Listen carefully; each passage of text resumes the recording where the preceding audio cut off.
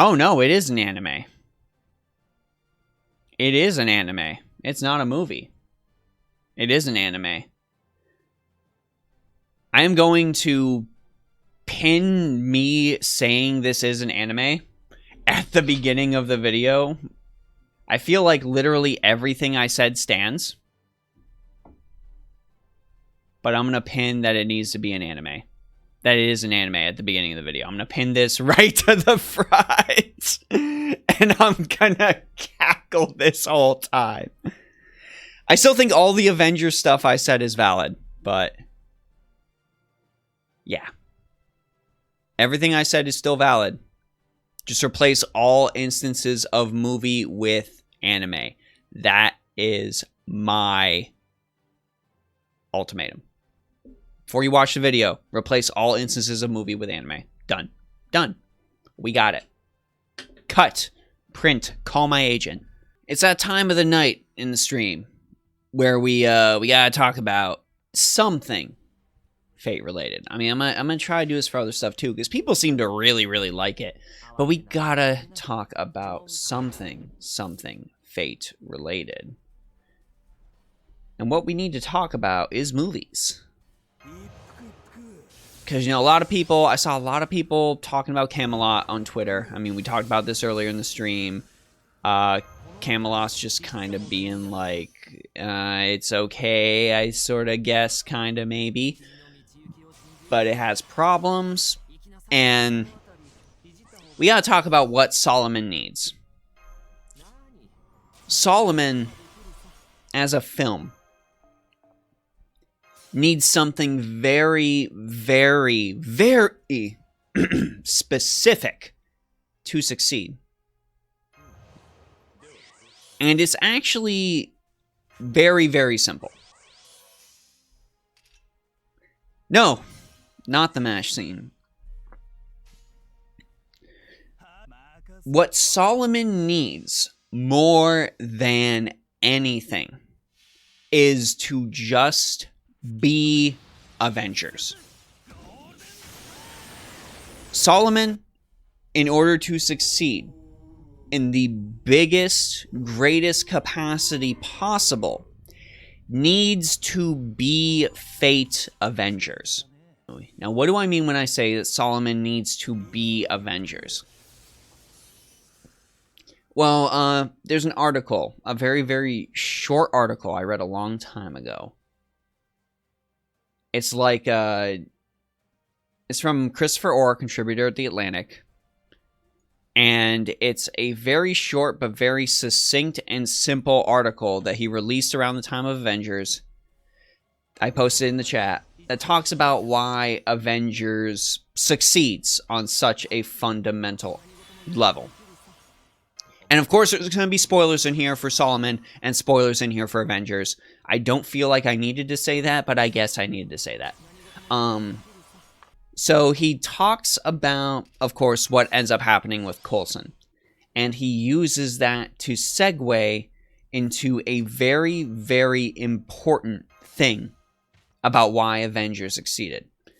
And it is this straight up article, this straight up paragraph, that I feel like Solomon just needs to take, wrap up in a little bow, and apply to every single portion of the film.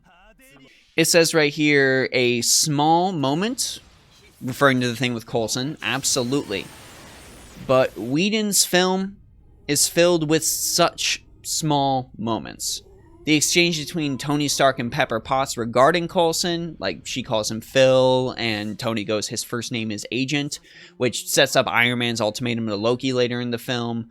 The understated punchline of Captain America's $10 bet with Nick Fury, the repetition of Black Widow's inverse interrogation routine, Tony Stark's mocking nicknames, Cap's backup supply of heavy bags. The list goes on and on. And that is before we even get to the culminating tete-a-tete between Hulk and Loki. Of course, the article goes on more beyond that, but this is exactly why Avengers succeeds, and this is what Solomon needs to succeed. It needs to have the basic plotline, But the meat, the guts of the film, the majority of the film, needs to straight up be just chock full of these little moments, giving some of the most beloved characters big old bits of screen time. There's so many just simple things you can do that will really end up pushing the envelope and making Solomon just a fun movie to watch. That's all it needs to be. It needs to be a fun movie. It doesn't need to be Citizen Kane, just like Avengers. Give me scenes of, Maeve making like a, sideways smart wink at Ku Kulin Alter, and Ku Kulin Alter like just sighs before he impales a demon god pillar on his spear.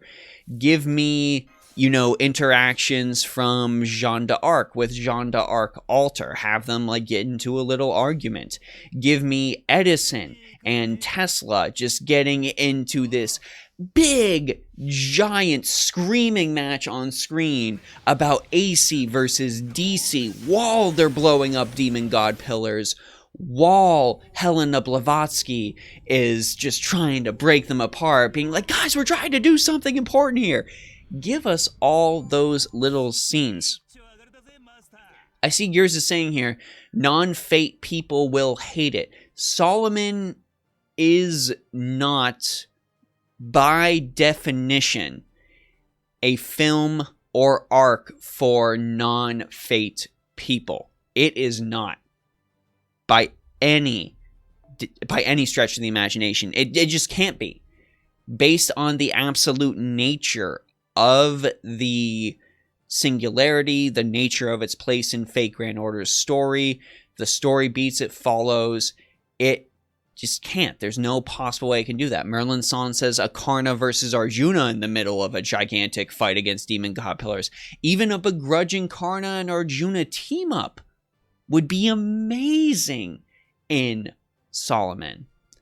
Solomon doesn't have much storytelling, says Emmy Cafe. Just make every single servant fight cool. That's it. That's what Avengers did so well. I've seen you all like pop different Avengers lines in the chat and Avengers moments. Stuff that just sticks with you because it was so cool. Puny God, when Captain America throws his mighty shield, all that stuff. And regarding the Camelot film and the Babylonia anime with Solomon, just do again what the Avengers films do. Give us little callbacks, little flashbacks, little mentions of every single specific arc peppered in there. Give us, Drake talking about what happened in America. Give us scenes of,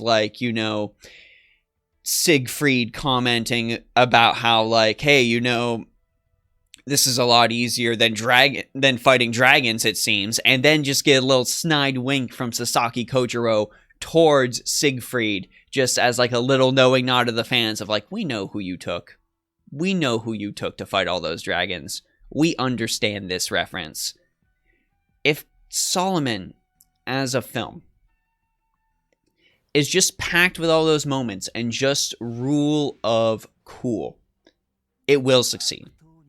If it is anything else, if they try to get exposition heavy, if they try to go in and summarize Fate Grand Order's story in that short runtime, if they try to, in any sense of the word, inject 7 arcs worth of story and emotional buildup into a short movie so a brand new audience can understand why this movie is so important, it will fail. It will not be a good film. It will feel tedious to watch. It will be straight up exposition galore.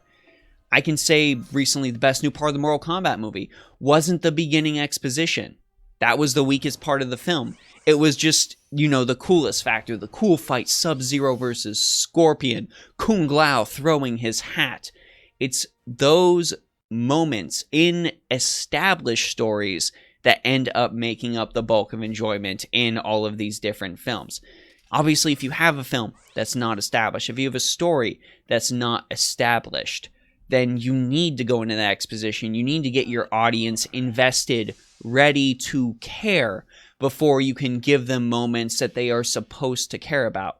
But Solomon, the audience that is going to see it is already invested. The audience that's going to see it already knows to care. So you can just chock the movie full of moments the audience is expected to care about with no context, and they will.